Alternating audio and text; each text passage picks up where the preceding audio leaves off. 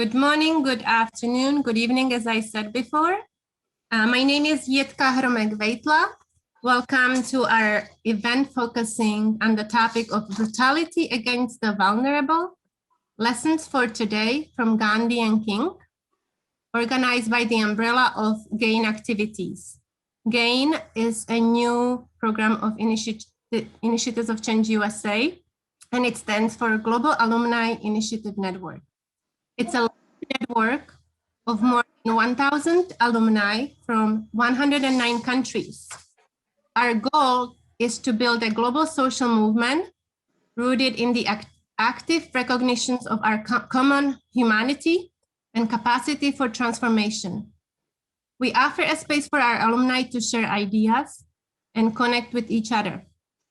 Think of it as the magic of Caux and Asia Plateau transported online. Now it's my pleasure to introduce the moderator of today's session, Dr. David Anderson Hooker, who is the Associate Professor of the Practice of Conflict Transformation and Peacebuilding at the Kroc Institute for International Peace Studies, our professor at Caux Scholars Asia Plateau, lawyer who has represented the state of Georgia as an Assistant Attorney General, President of Counter Stories Consulting LLC, mediator, facilitator, and most importantly, the role model of many like myself. I first met David at Caux when he came to Caux as the guest lecturer, and then I invited him to come to Asia Plateau.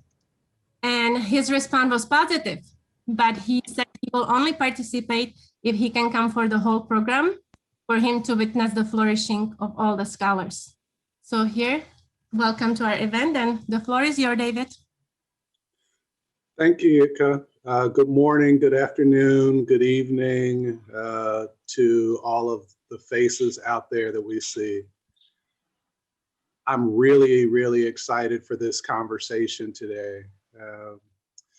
Brutality against the vulnerable.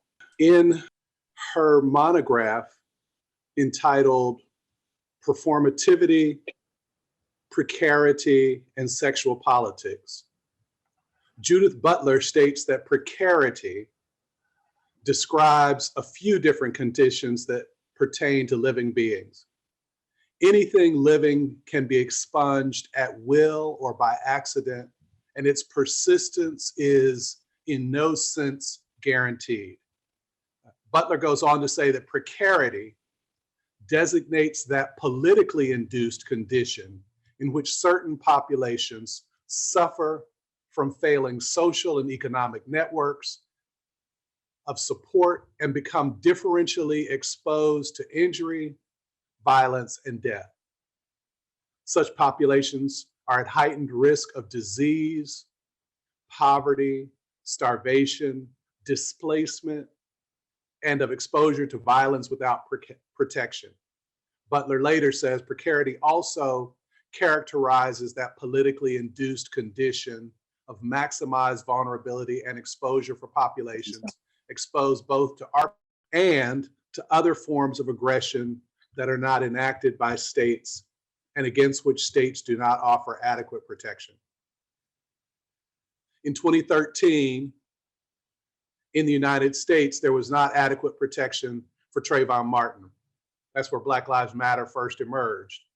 Not only was there inadequate state protection, but Trayvon Martin's murder was regarded by the state with impunity, which is the quintessential example of living precariously.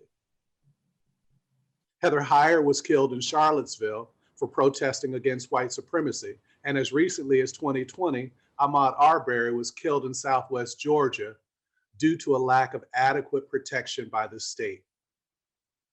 While residents in that community are still waiting for the slow grind of criminal injustice system, they are already confirmed that they are members of that social class called the precariat.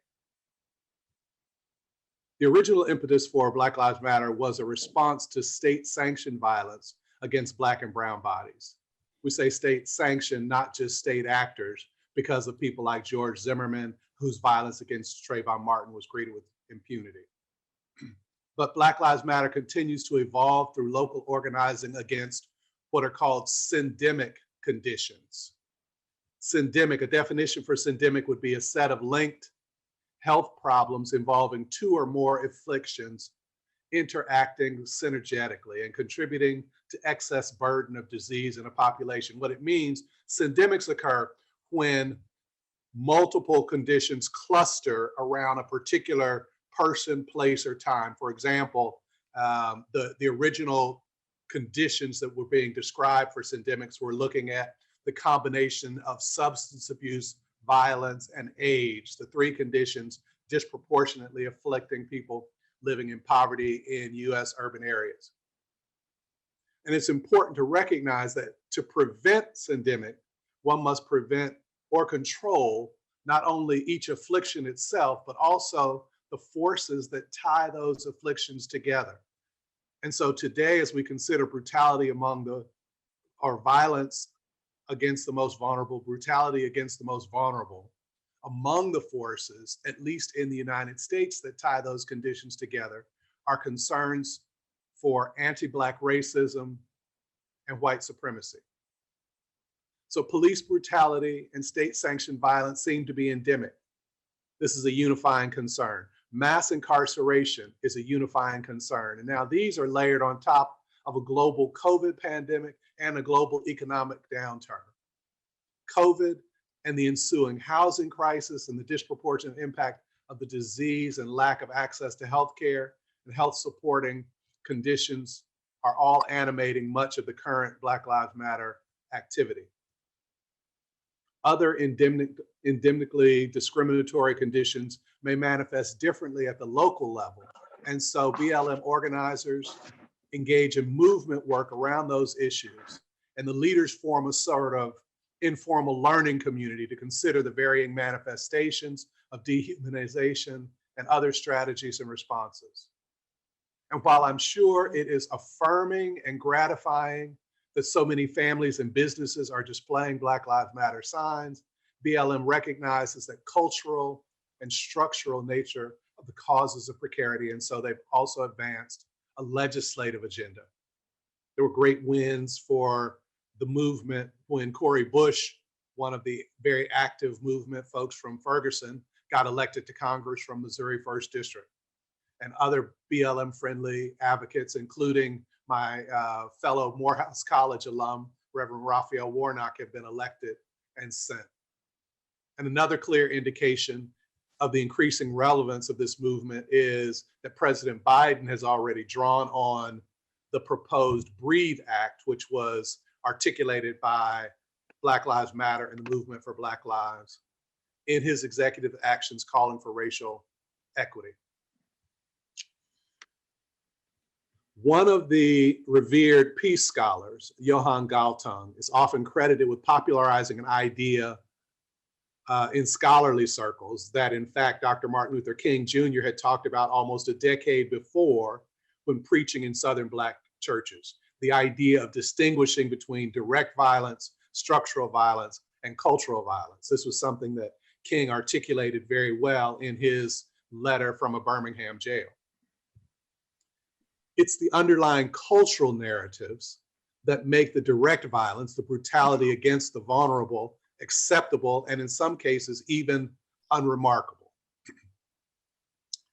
It's in a more obvious way than what happened in the civil rights movement of the 60s.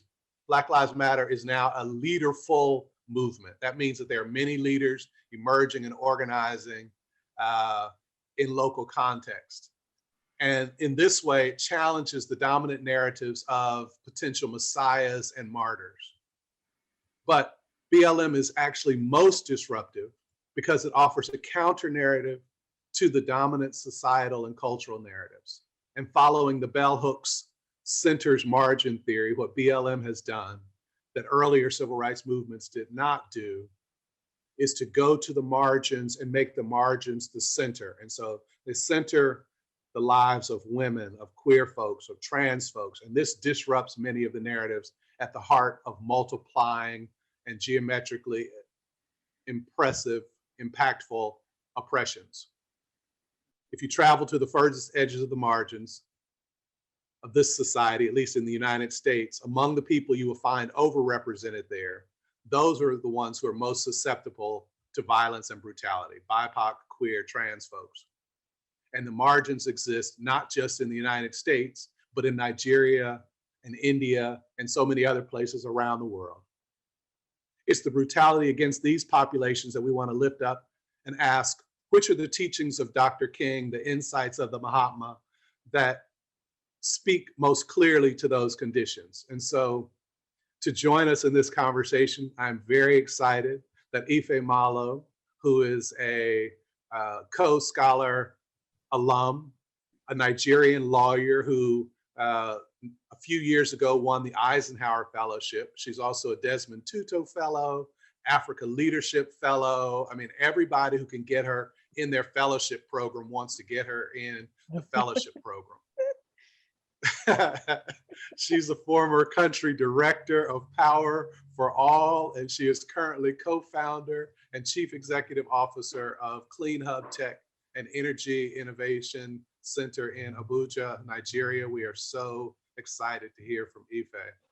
And also, we are delighted, those of you who have been anywhere around Caux or the Asia Plateau or Initiatives of Change are familiar with Professor Rajmohan Gandhi, an Indian historian, biographer, a researcher of Center and South Asian and Middle Eastern studies, currently situated at the University of Illinois at Urbana-Champaign, the grandson of Mahatma. But he's a scholar in residence, but he's also just one of those profound, wise voices that in difficult times, it is valuable to listen to. And so I am excited today to hear from Professor Rajmohan Gandhi. What I'm going to do is invite Ify first to offer a few reflections, and then invite Professor Gandhi to offer some deeply centering reflections, and then we'll move from there into a shared conversation for a period. So Ify, you're welcome. Thank you, David. I have to start by saying that no one has ever introduced me like that. So I'm actually going to pay you, to keep introducing me like that anytime we have a session together, because it made me feel really good. Anyway, so welcome everybody. Really honored to be here with, Dr. Gandhi, and to speak to all the participants, especially my former co-scholars. So David has set the context and has given us a lot of pedagogical things to think about. And I liked a few of the things he said, so I'm just going to borrow from them in the way that I reflect on what's happening, not just in Nigeria, but across sub-Saharan Africa, which is where I'm most familiar with. Now, because of the way the global media is organized, a lot of what happens at this side of the world doesn't get heard. And it's, this is not blaming anybody specifically. It's just me saying that, this is an opportunity for us to get our own stories out there. And so when we talk about Black Lives Matter, one of the things that I think people don't know, and every time I've said this in the past year or so, I always get a lot of surprised reactions, is that we've had significantly shrinking civic spaces in Nigeria over the past, 4, 5, 6 years. And it's increasingly becoming, leading to a lot of, friction between the states and citizens. And I'll give you an example.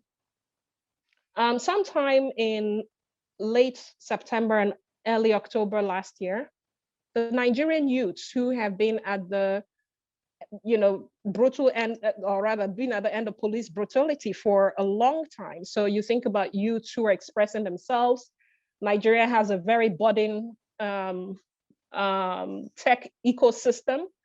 And these are people you see in jeans and dreadlocks and, with their knapsacks, with their laptops, but they've been profiled by the state as people who are fraudsters or people who have money, or people who are on the fast lane.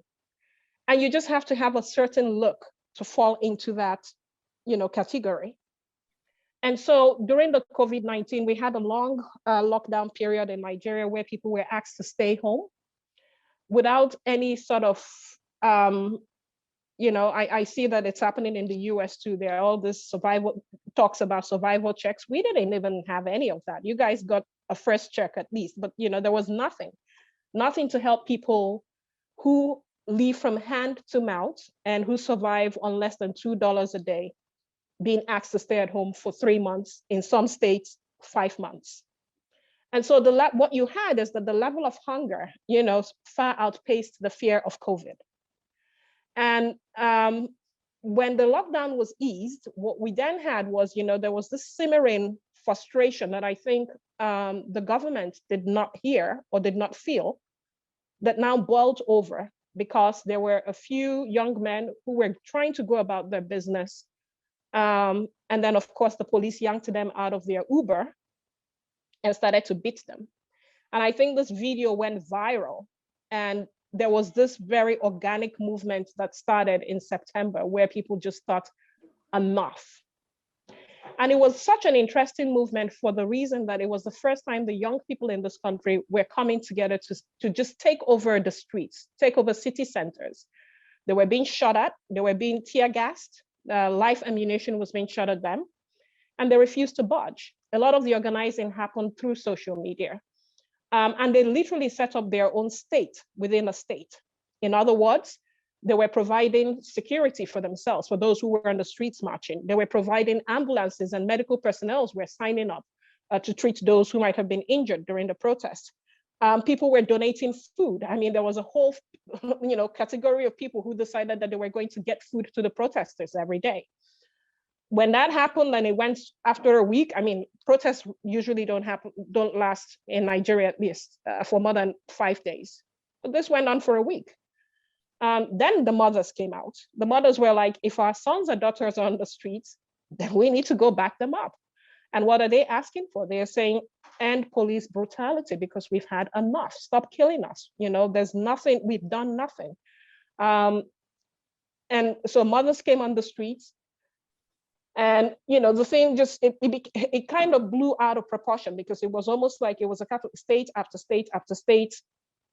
You could see the protest just sort of crystallizing into something bigger than even the people who started it imagined that it would be. It then accumulated. I mean, the hotspots. There were some hotspots across Nigeria, and I think the biggest one was in Lagos State, where there's a popular toll gate that sort of demarcates the city center from the suburbs. And that toll gate was just taken over by the youth. That was where they would gather every night. Sometimes they sleep there, so, they wake up there. And it's sort of grounded the city of Lagos. So think about it. It's like the city of New York being grounded by protesters, or the city of Delhi being grounded by protesters for 3 weeks. So the economic loss started to impact the government because the government revenue was then being impacted by what we consider the richest state within the state. The government's response to that was to send the Nigerian army on the night of October 20th to dispel the crowd. They put out an announcement that there was now going to be a curfew. If you understand Lagos, it takes you 5 or 6 hours to get anywhere within something that would take you 30 minutes. And so they put this notice out that the curfew starts by a certain time, I think by 10 p.m. The notice came out by 4 p.m. People were obviously trying to rush home. In that rush, there was even greater traffic. So everybody was stuck wherever they were. And so the Nigerian army took over the streets, and particularly the toll gates where the youths were gathered every single day. And their response was to shoot live ammunition into the crowd. And that has, created a whole other movement because, first of all, everybody was in shock. Nobody expected or thought that, the Nigerian police, yes, a lot of people don't have any sort of regard for the Nigerian police, but not the Nigerian army. And so this happened, and it has led to a whole other level of conversation not just in Nigeria, but across sub-Saharan Africa, because if you had followed the end SARS was the hashtag, a lot of the celebrities, whether it was from the US, Europe, across sub-Saharan Africa, followed and joined that movement. You even had the CEO of Twitter, Jack Dorsey, endorsing the movement in many ways and giving life to it. But what has happened is that the youths now feel like they have a voice, that they have been morally excluded for so long from issues around governance. And this has led to several other things, several other conversations that the government has avoided having. Issues around, the growing terrorism and banditry that is in the country and how that's affecting people's livelihood. Issues around the rising levels of poverty. Issues around, obviously, the police brutality is still front and center, but that has been the catalyst for several other conversations that we now have. Issues around gender violence, gender and sexual-based violence. And I like how, David talked about the syndemic condition, because you could see that was certainly what we saw going on here. That the state does not provide adequate protection for its citizenry, but sometimes actually acts, against the interests of the citizenry. Then it's forcing the conversation about what is Nigeria? Is it a country? Are we a country? Is it a state? What is the aim of the state? And so these are the conversations that we're having now when we talk about the way the country is being run. Because you've taken that brutality against the vulnerable, which is young people who have a right to protest, and it was a peaceful protest. They weren't killing anybody. They were just coming out with placards to say enough. So having this other very deep systemic conversations that nobody has been having for the past 20 years, that is now forcing the state to say, okay, here is what we want to do. Here is how we want to address it. I must say, because I know I'm out of time, that the conversations haven't really gone anywhere, because I know that question is going to come up. But it's the fact that for the first time, you have young people forcing the government, and it's usually a government of very older men, to come to the table to say, okay, we failed you and we want to hear you. At least we see a shift that has happened. And I don't think that, the genie is going to go back into the box. So I'll stop there. I'll have further interventions as people ask questions. Thank you, David. Ify, thank you so much. That was very nice. Professor Raj, you're welcome. Thank you. Well, it's wonderful to be with this group from around the world. I know that many are people that I have known. I extend greetings to them and also to everybody else. And I would like very much to mention especially a group that has recently come together in India, the Dishom Leadership School. I believe that they are also participating in this conversation. So I would like to extend my special greetings to them. And indeed, I again wish to say how glad I am to be in this conversation with this remarkable group. And I am absolutely thrilled to meet Ify Malo for the first time and to hear from her about Nigeria. This is a very important experience for me because I've had the privilege of visiting quite a few countries in the world, even in Africa, but very sadly, I've never managed to be in Nigeria. Although I've had some wonderful friends from different parts of Nigeria. And some friends from Nigeria, in particular, Isaac Amata, who spent a long time at Asia Plateau. So the links between Asia Plateau and Nigeria, between India and Nigeria, are very important, but they have to be kept up and developed. And I'm very, very glad to get to know Ify. And maybe I'd just start by making the obvious point that is apparent to anyone who thinks about it even very briefly, that there is something very similar between these three countries, Nigeria, the United States, and India. All these three countries, of course, have enormous populations. Nigeria is the most populous country in Africa. and it is the largest country, not just in sub-Saharan Africa, but in the whole of Africa. And the diversity in terms of religion, in terms of ethnicity across Nigeria, languages is enormous. But the same is true of the United States, and the same is true of India. Large countries and very diverse countries. And the United States is the most populous country in the Western Hemisphere.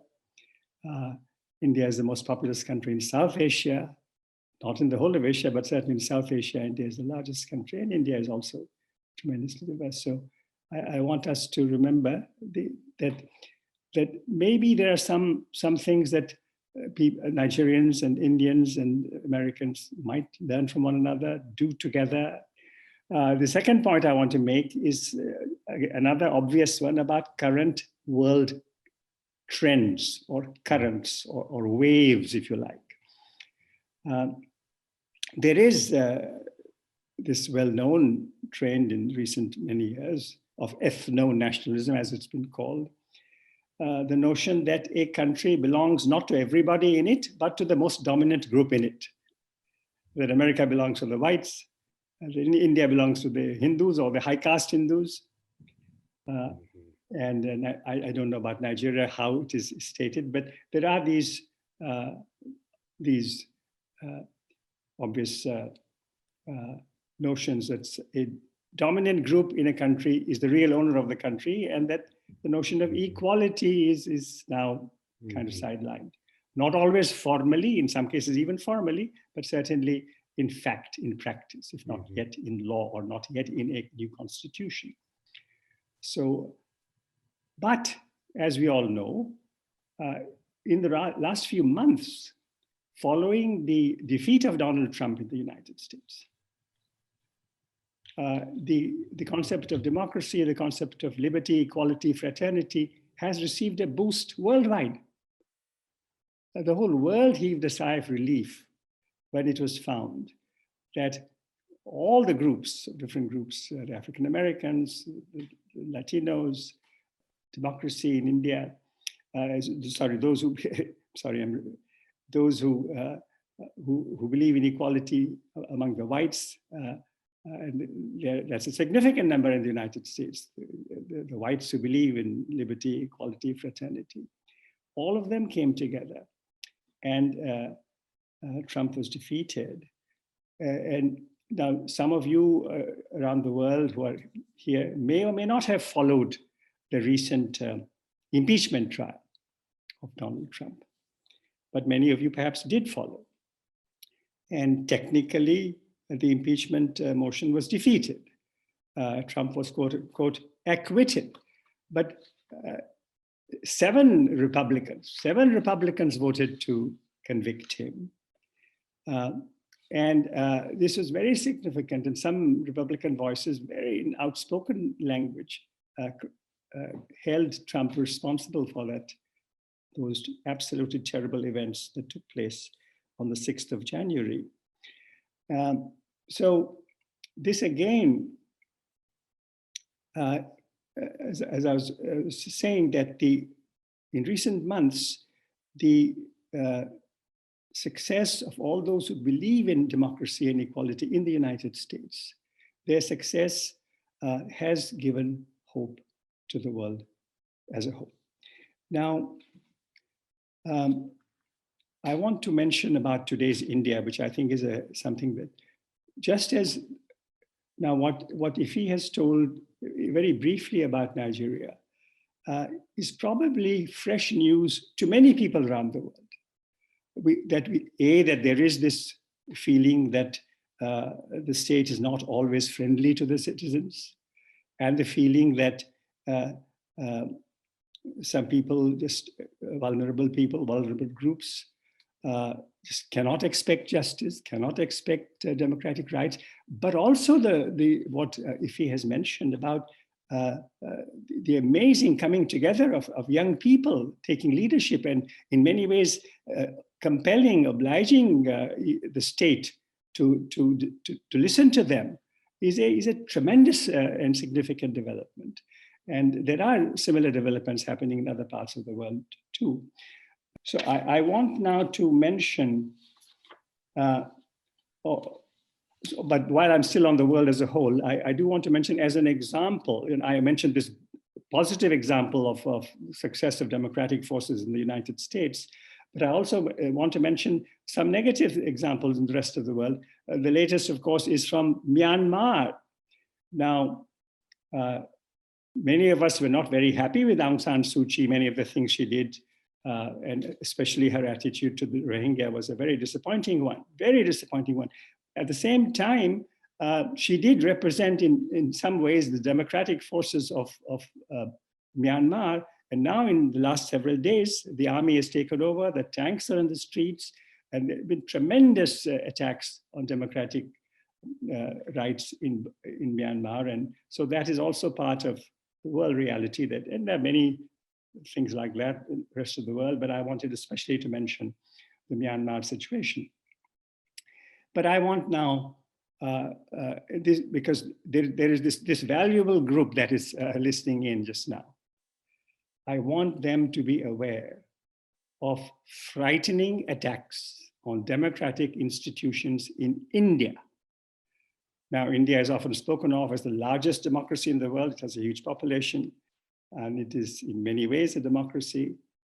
But in the last several months, in the last few years, there have been attacks on the courts, on the media, on the scope and activities of parliament, and the agencies that are supposed to be independent, that investigate the compliance of laws and regulations, agencies supposed to be independent, that investigate the compliance of tax laws.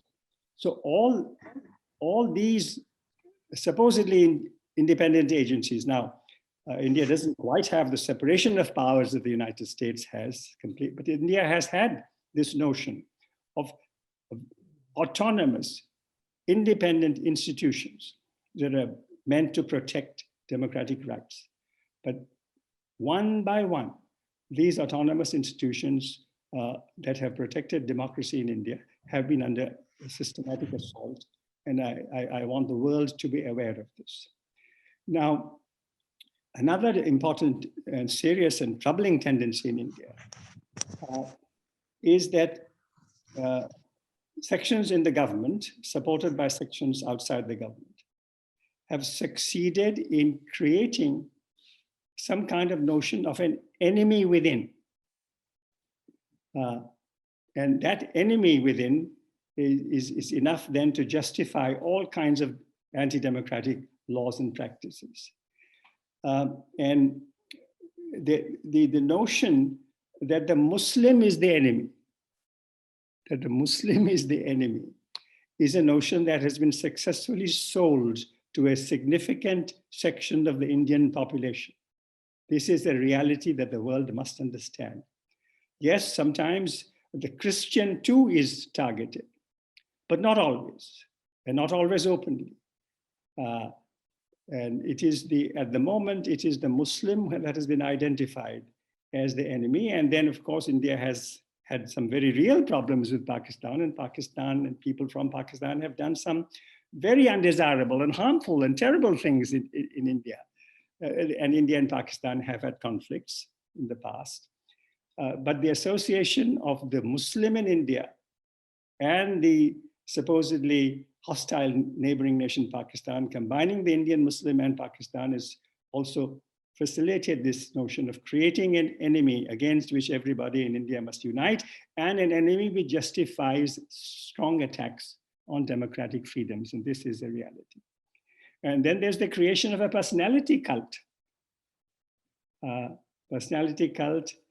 that we must protect the glory of the nation, and this tremendous personality that is also doing it. This too is part of the picture. And it must be understood that this creation of some kind of an internal enemy, and this creation of an idea that some democratic freedoms can be suspended for the sake of the national cause, that this is a notion that has been inaction in terms of disseminating it for several decades. So this also has to be understood, that the strengthening and deployment of what might be called an army of activists that persuade the nation that there is an enemy and that the Hindu India must come together to fight this enemy is a notion that has been at work now for a long time.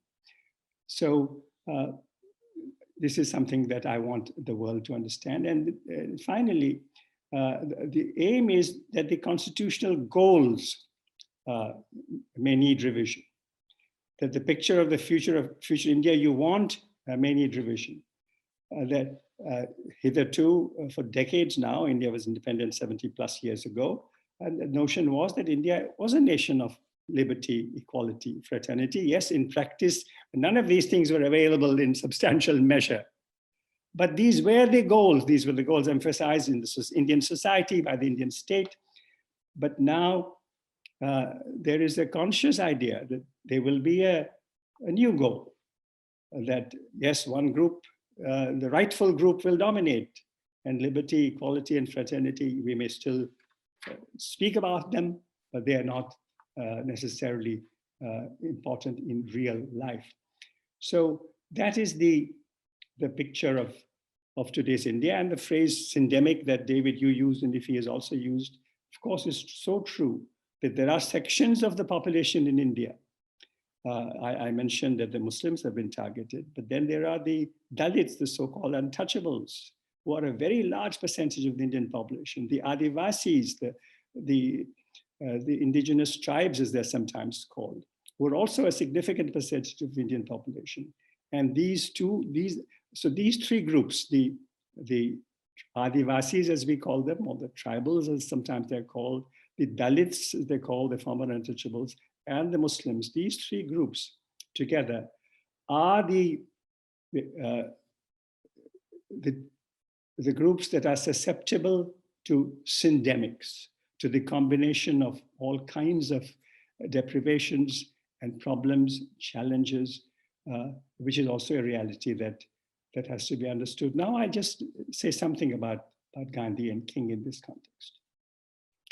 Now, and as I think many here will know, Gandhi led the Indian freedom movement. He was a passionate fighter for India's independence. And he absolutely pronounced non-violence as the strategy for India's independence. That we will fight for independence, but we will fight non-violently. And there was this curious notion that he advocated, which seemed to be a very strange notion to many.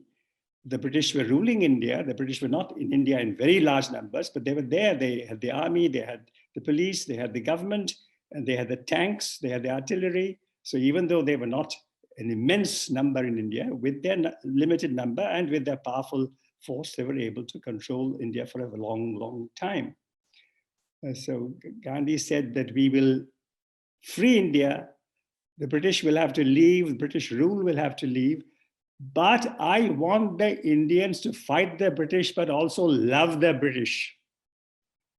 This is exactly what Martin Luther King also said to the African Americans who were working with him, marching with him, that we will fight racism, we will fight the notion of white supremacy, but we will not hate the white man.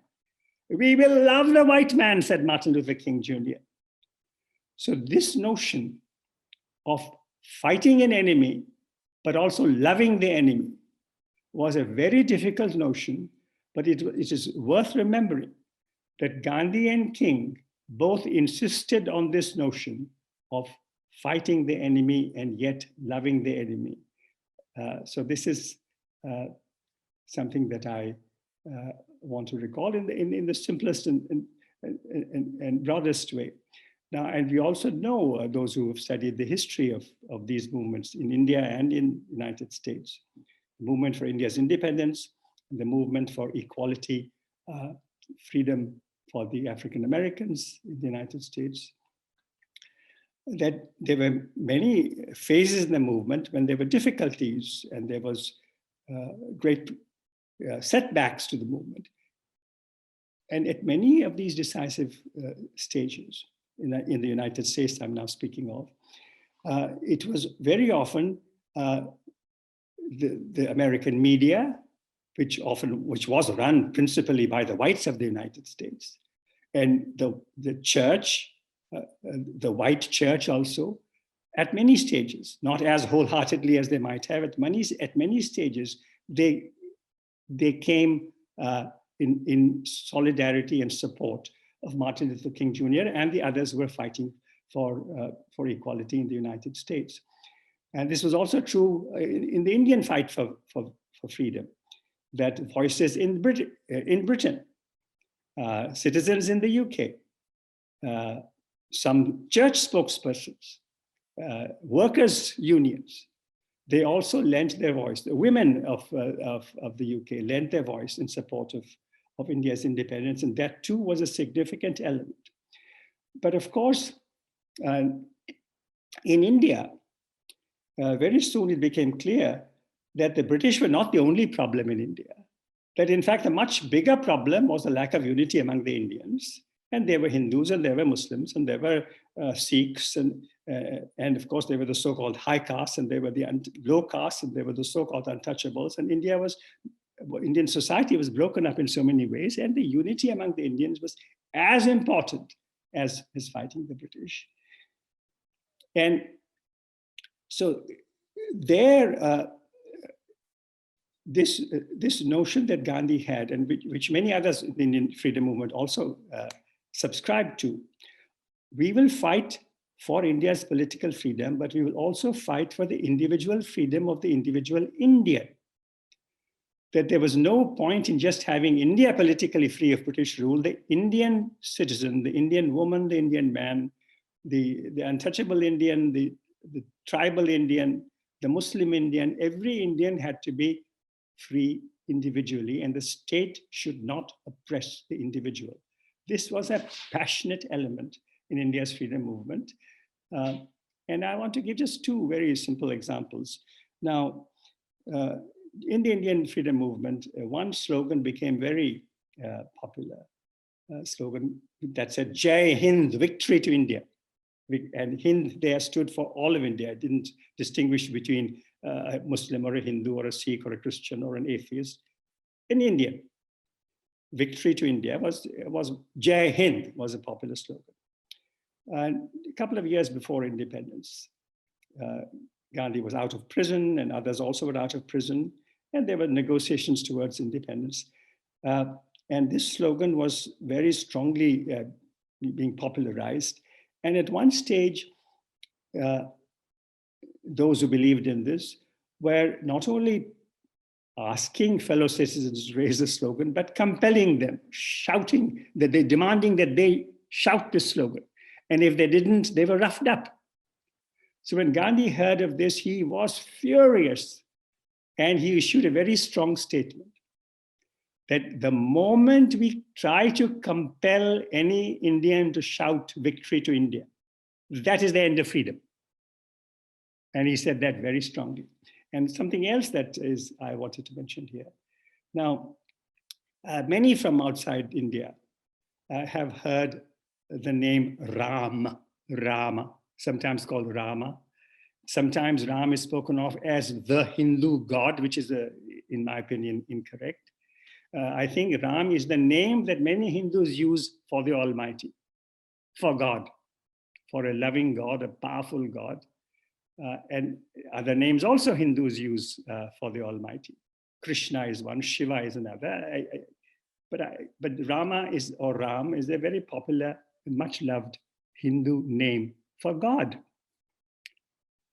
And it was a name that Gandhi frequently used. He was a believer in the Almighty, in the power and love of God. So he often prayed to the Almighty using the name Ram. Towards the end of his life, Gandhi said this when he saw that there was this pressure on people to do this, coercing people to do this or not to do this. Gandhi said, everybody knows of my love for Ram. But if somebody says to me, say Ram, say Ram. If you don't say, then look at this sword. I have the sword with me. If you don't say Ram, then look at this sword. I'll do something to you. Gandhi said, although Ram is my favorite name for the Almighty, if somebody is trying to compel me to say Ram, I will not say Ram. My heart is mine, my conscience is mine, my freedom is mine. This was Gandhi's position. And it is very relevant in today's India, and I think in today's world. Yes, I saw a note just now. Somebody said that Ishwar is the name that many Hindus used for God. That is correct. Ishwar is another name for the Almighty that Hindus use. But Ram was a name that many people use. And Gandhi also used it. But Gandhi said, if people compel me to say that, I will not say it. So I mentioned this, and it's valid, I believe, in the US, Nigeria, all over the world. We must have national freedom. Our nations must have equality for all. Our nations don't belong to the dominant community. They belong to everybody. And every single citizen in the nation is to be free. And so that is the goal that we must work for. Yes, we have syndemics. Yes, we have brutality against the vulnerable in very significant numbers. The world has two trends. There is a positive trend and there is a negative trend.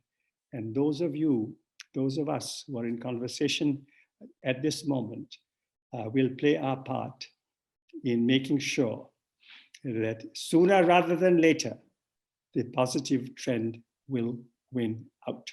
I'll stop with that. Perfect. This reminds me of a quote, your last expression of the positive trend winning out reminds me of a quote that Dr. King often used, which was that the arc of the moral universe is long. He says, and it bends towards justice, but I think that the better articulation of that is that it could be bent towards justice. It's not an automatic thing. We have to do the work. And I wonder, like right now so the way that I've imagined this is that in the United States, among the youth in Nigeria, among the farmers, the Dalit, the Adivasi, and others in India, they're all working to renegotiate the term "we the people." Like who is the we? How do we recraft? And this was something that both Gandhi and Dr. King did. They worked to shift the narrative. I'm wondering, particularly like Ify, like in the United States, certainly people will invoke Dr. King's name for good or for bad. And sometimes they invoke Gandhiji's name for good or for bad. In India, I wonder if people still call and lift up these principles of Gandhi, but also like in Nigeria, where neither of these people, these leaders were significant in the decolonial movement and the state formation movement. How, if at all, do they in any way invoke either King or Gandhi? I should say right before you answer that, to those of you who are listening, please feel free, continue to put questions in the chat. We're not going to unmute you to ask your questions, so please put your questions in the chat, and we've got a couple of people who are kind of curating those questions and getting them to me so that I can get them into our conversation partners. So hopefully you all are joining in the conversation. But is there any reflection or calling on the principles, the notice of King or Gandhi in the current kind of actions, the nonviolent actions that you describe among the youth and the mothers in the Nigerian current protest movements? David, that's such an interesting question because, you know, because I've been thinking about it as this conversation has been going on. And the short answer is no. Mm-hmm. But the longer answer is, in some ways, in many ways, we hear this narrative, this building narrative about how toxic social media is. Mm-hmm. But I think if you ask anybody, any young person, 35 and under, they, in sub-Saharan Africa, what the utility of social media is, it's that it's taught them a lot more than their governments would have allowed them know, Mm-hmm. right? Because, for instance, in Nigeria, history was taken out of our curriculums, completely Mm-hmm. taken out. So where are you going to read about the Dr. Martin Luther Kings or, the Mahatma Gandhi, if you're not connected to sort of a much more global conversation about those things. And so there are sometimes when you see people write things about Africa's renaissance, the decolonization of Africa, the leaders who led that movement, in Nigeria, Nnamdi Azikiwe, in Ghana, you hear about Thomas Sankara, you hear about, I'm forgetting his name now. Nyerere. Nyerere, Julius Nyerere. Yeah. So you hear about all of these people, but you have no idea what they have done. And so what has happened is that people then go and do searches. There's sometimes you put out things on the internet or on Facebook, and people are saying, wow, this is the first time I'm hearing it. But this is just, that's history from 45 to 60 years ago. I mean, people lived it. People who lived it are still alive. And so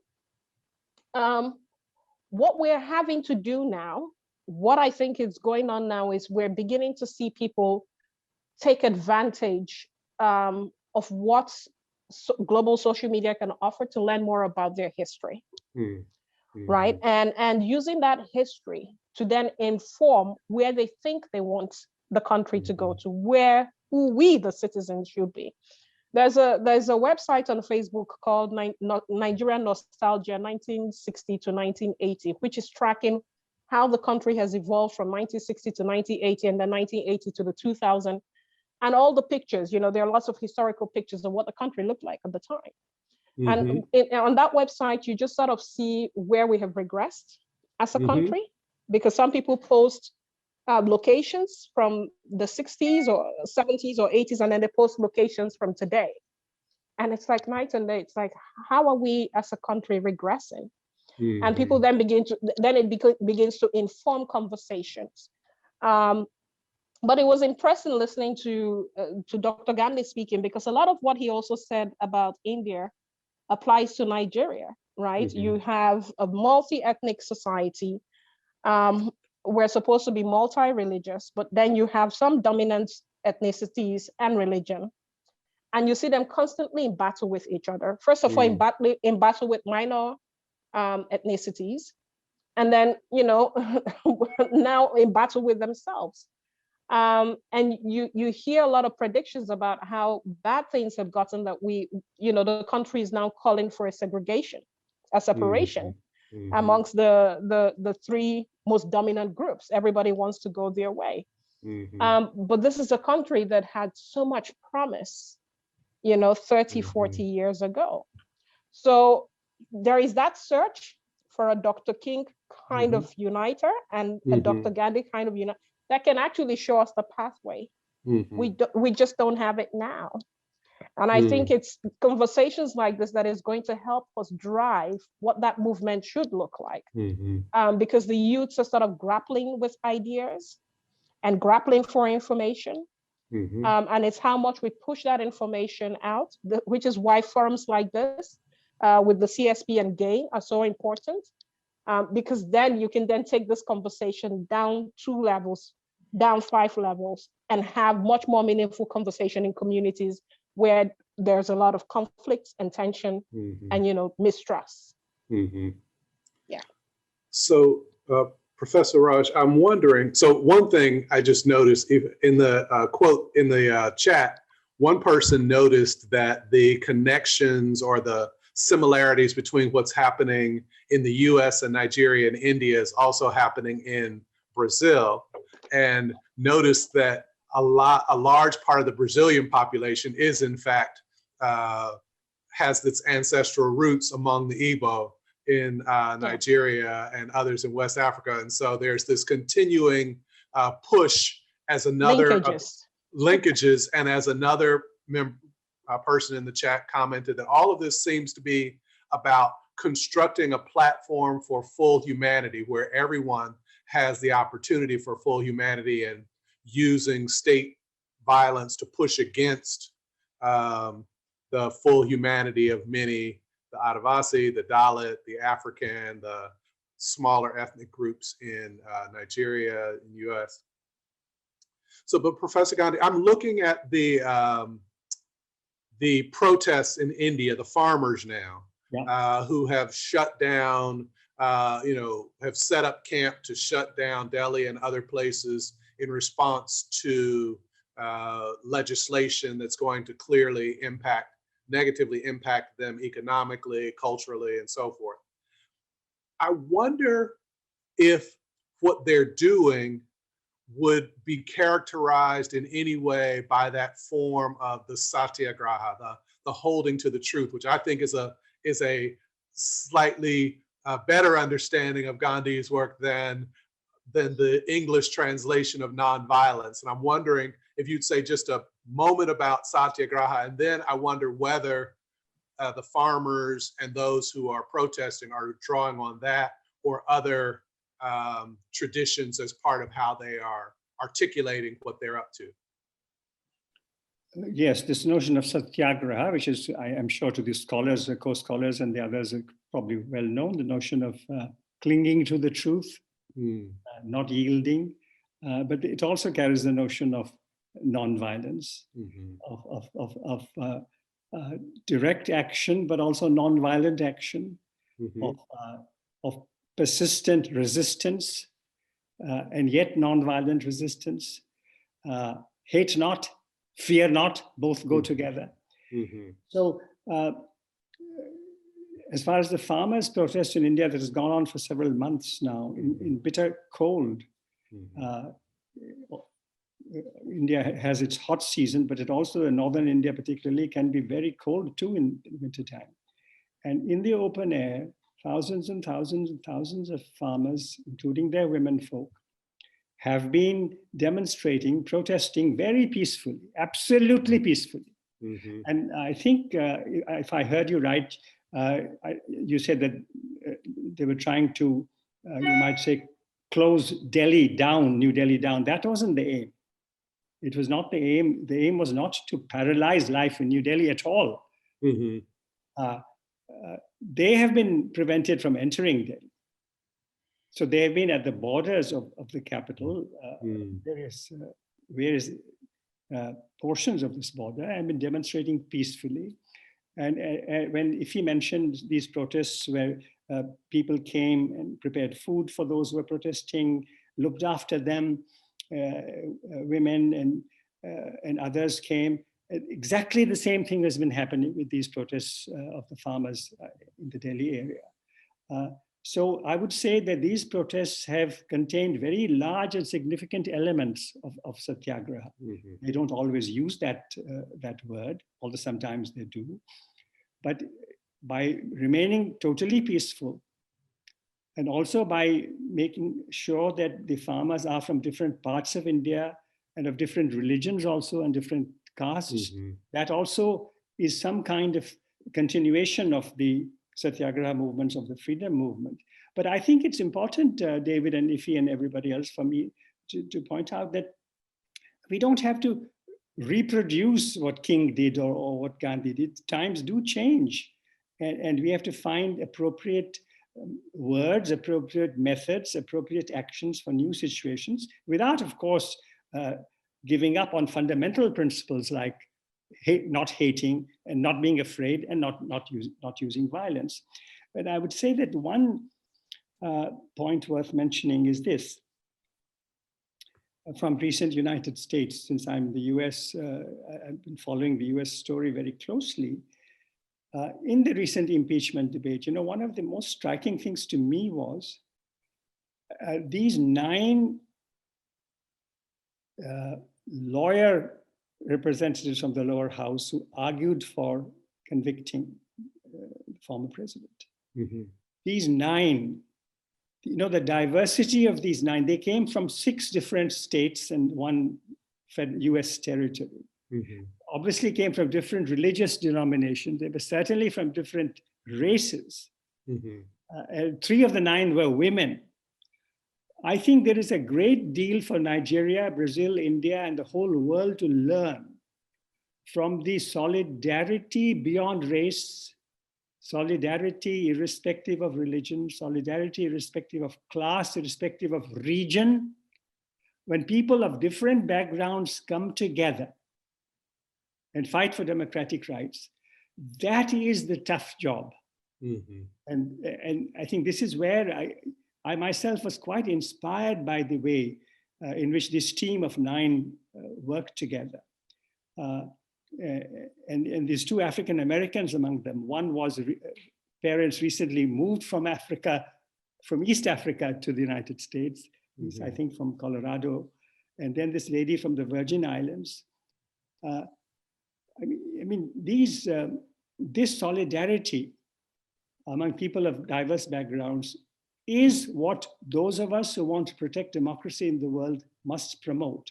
I'll just make one other point. I read a comment here in the chat about how it is true that many from the so-called lower castes have risen to high positions in India. It's absolutely true. And it is to be admired. Even under the present regime, some of its leaders are from so-called low castes. That is to be appreciated. But there is one very important point there. The unity has been sought to be achieved of all the Hindu castes, even the so-called Dalits, the untouchables, against the Muslim. Mm-hmm.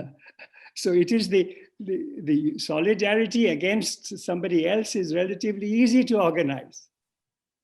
But these 9 people that I mentioned who in the United States came together and showed their coordination, solidarity, it was not against any race, it was not against any religious group, it was not against, it was for democratic rights. Mm.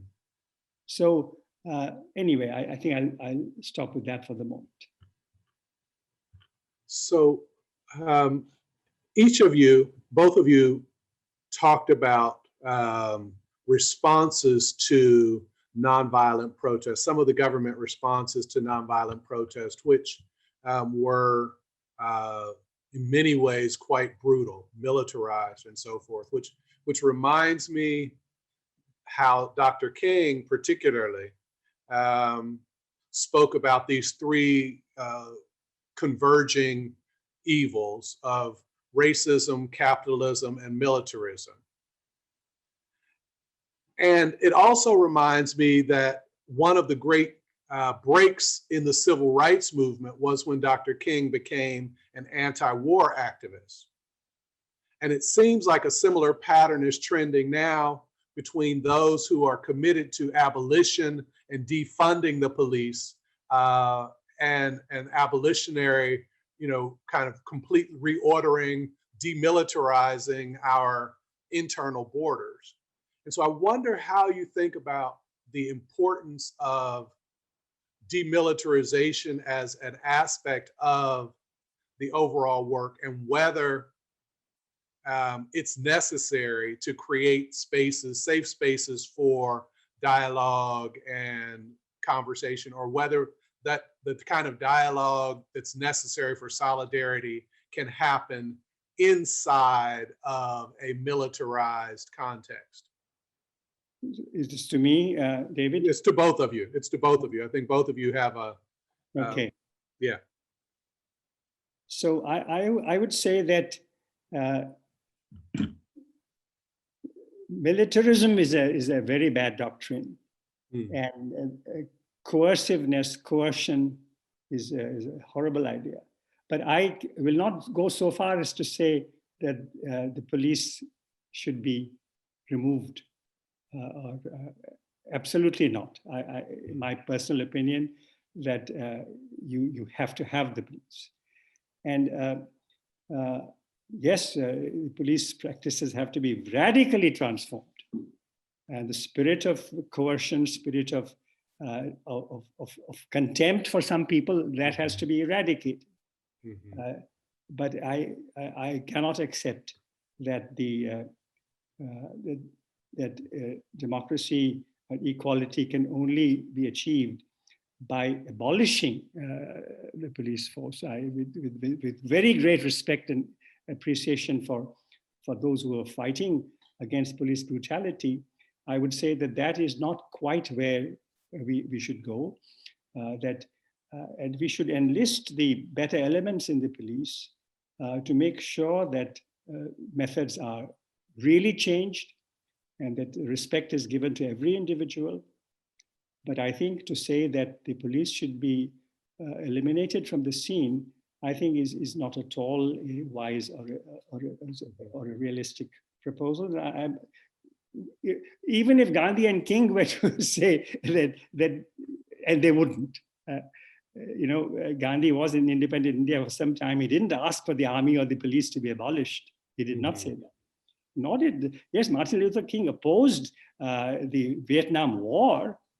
As far as I know, he never said that the army and the police should move away to the sidelines. He did not say that. So we have, and in fact, as we all know, David, in the US, the army and perhaps the police too have played a very great part in working towards equality, towards integration, in some ways. So I think that at least that is my understanding. So I yield now if he may have to make her points. Wow, so that's a big question for me myself. I mean, I was hoping, and it's interesting because I did ask that question, and it's interesting to hear Professor Raj's take on the issues around police brutality and how citizens might react to it. And I think I sort of lean on the comments that were made earlier by another participant who said, during the time of Gandhi and King, that the enemies were well defined. Mm-hmm. You knew who the enemies were. In today's world, even within a police brutality movement, stop police brutality movement, sometimes, there are several issues that conflate together to make who the enemy is in that respect clear. And I'll use Nigeria and even Tanzania and Zimbabwe as examples, right? Mm-hmm. Where in some respects, some of the requests that are coming from the citizens would actually benefit the police. So part of those movements, the 10-point communique, at least in Nigeria, asks for better police welfare. Mm-hmm. Asks that the police be paid better remuneration. Mm-hmm. But at the same time, at the core of what they were asking for was stop arresting people arbitrarily, stop putting them in jail for months and years without trial, mm-hmm. stop shooting them. These were requests, and then they were met with guns and they were mowed down. Mm-hmm. And then the police's response was to first even deny that happened. And then, of course, when CNN and BBC, who were on the ground, showed that this happened, then there's all this acceptance that, yeah, we were there. Yes, we did shoot a few people. Yes, so now we're arguing about the numbers. But you see my point, that the questions, I think, were so clearly defined during King's time. It was racism. During Gandhi's time, it was colonialism. Now, I think when we're talking about issues around police brutality, I think it's just one aspect of a multitude of issues, but we're anchoring it on police brutality because that's what affects the youths now and today. That's what they feel today when they have to carry their backpack on the streets to go to work and are arrested or shot at. Right, but it's a symbolism for deeper things. The fact that they can't get jobs when they graduate, they can't, They're not able to have a future in a country that they can look up to. Mm-hmm. And then the enemies, the people who they're fighting, look like them, who live in their communities, are their neighbors. So then it becomes a bit, fuzzy, because then you're not quite sure who the enemy is. And so I feel like it then becomes a catalyst for other things. So, but it was interesting to hear Professor Raj, it was interesting to hear your take on that. We don't want the police abolished. I mean, in Nigeria, some of the police in some of the states have gone on strike to say, they didn't feel supported by their governors, and so that they're not going to do policing work anymore. And you see those states becoming increasingly ungoverned. But that was not the essence of the protest, because during the protests, the protesters were feeding the policemen who were there. They treated them like one of their own, and they expected that they would join them in this fight because they knew that the police themselves were oppressed. So the question for me, and this is my question for you, Professor Raj, how do we get agents of the state, maybe not the states now, but agents of the states, to understand that we're in this fight together? It's not a we versus them. It's not an us versus them. Because if the police is better taken care of, if they're demilitarized and they know how to handle civic disobedience in a way that de-escalates situations rather than escalates it, if they have welfare packages that actually humanizes them and their families, maybe they will police better. And these are some of the things we're asking. But how do we pass that message across in a way that permeates and humanizes them and makes sure that they humanize us when we're asking for our own rights as well? I think that's the bigger question for me. Yeah, I think that one of the challenges, at least in the United States in history, is that two of the strands of the history of policing in the United States were the private security forces in the northern United States that were hired to protect property, to prioritize the value of property over people. And in parts of the southern United States, the history of what are now police forces that emerged out of what were originally slave patrols and the effort to contain the freedom-seeking behaviors of previously enslaved or currently enslaved Africans. And so the notions, there's a historical thread that sometimes seems to make the current reality, it seems to have still have some resonance in the current organizational patterns and practices of what we consider to be policing forces. And so I'll add this, I'll kind of tweak that in response to a question that was in the chat, which is, do we think that what these movements, these various movements in Nigeria and India and the US are doing, are they seeking to reform institutions, or have the institutions been envisioned in such a way that a deeper transformation, like we often say that conflict is two ideas trying to share space. Conflict is simply two ideas trying to share space. And sometimes we try to change the ideas or moderate the ideas, but often what's necessary is to recreate the space itself. I'm wondering if we think that the movements that are happening now are seeking to change the container or just to reform institutions that currently exist within the state. I can go first. So I think for me, it's very much the latter rather than the former. And I think it goes back exactly to what you described with the United States, where our police force was built, designed, and organized to protect our colonialists. And even if you look at a lot of the laws on under our Police Act, what the police can and cannot do, many of them are still a holdover from when we were under the British colonial rule and haven't been updated. And if this is the act that informs the current day police in 2021 and what policing should look like, and also informs what people are taught at the police academy, you can see that there has to be not just, there has to be both a mindset shift, but an entire organizational shift about how we see what the role of the police is when it comes to what is the police? You know, how do we even define that in the context of society in Nigeria? So I think for me, it's very much the latter, that we really have to do a deep decolonization around our police, our policing, and our police reforms, and helping to understand what the role of a policeman or woman is in the context of, you know, a community, in the context of protection of that community, and in the context of, you know, humanity, right? Because we don't have that right now. And that's the honest truth. And it's not just in Nigeria. If you look at several other sub-Saharan Africa, where you're having civil disobedience build up in Uganda, in Tanzania, in Zimbabwe, same story, same story all over. Yeah.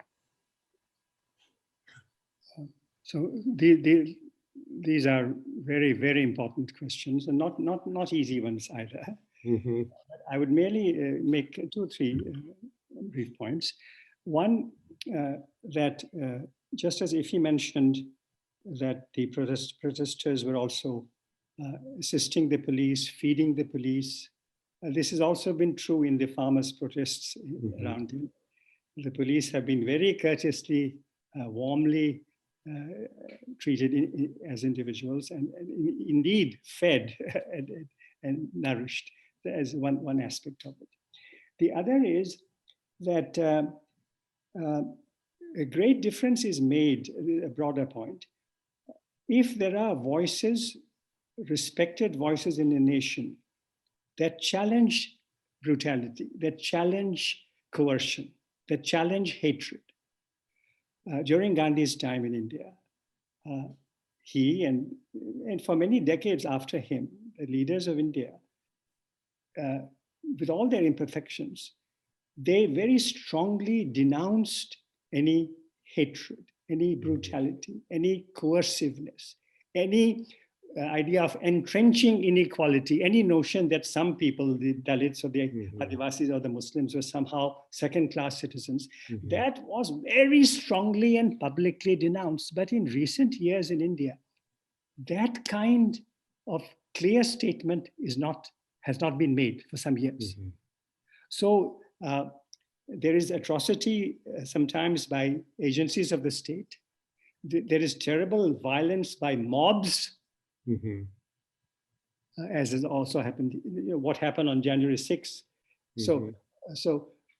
And it was alleged that from Trump's side that the mob received either encouragement or sadly did not receive condemnation. They were not ordered to stop.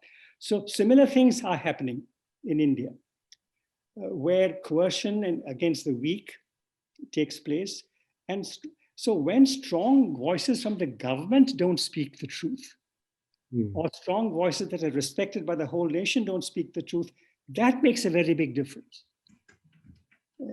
So while we work towards fundamentally reforming or changing or giving new motivation to police and security forces, let us also recognize that much can be done if there are very clear voices from the national stage, from the bully pulpit, from the churches, from the religious organizations, whatever they may be. So where those voices are strong, then whether it's justice, whether it is coming together, gets encouragement on the ground. This is obvious broad statement. But one last point I might make here, that if there aren't enough national voices for solidarity, for equality, for liberty, for fraternity, then I think we have to create a global platform, which is very tricky, because if a global voice is raised, then that global voice can all be attacked, or is sometimes attacked. In India as recently, when this Greta Thunberg, mentalist, raised a voice in favor of the farmers' protests, there was an uproar, sponsored uproar, orchestrated uproar. What is this anti-national activity taking place? But that also shows, the world is, despite this ethno-nationalism that has developed in recent years, some kind of extreme nationalism, but in fact, as this group that is discussing today shows, the world is coming together. And I think where protesters, non-violent protesters, fighters for liberty, equality, fraternity don't get enough support from the establishment of their states, they will get support from fellow fighters across the world. Mm-hmm. It's very important. The Nigeria story of other sub-Saharan states that she mentioned should be known to people in India. India's story should be known to people around the world. Mm-hmm. And it is this, so I mentioned, forgive me for underlining those 9 people of different backgrounds who came together to argue the case for democracy in the United States. It is that kind of solidarity across divides which we must encourage within a nation and between nations. So solidarity across divides, between nations, within nations.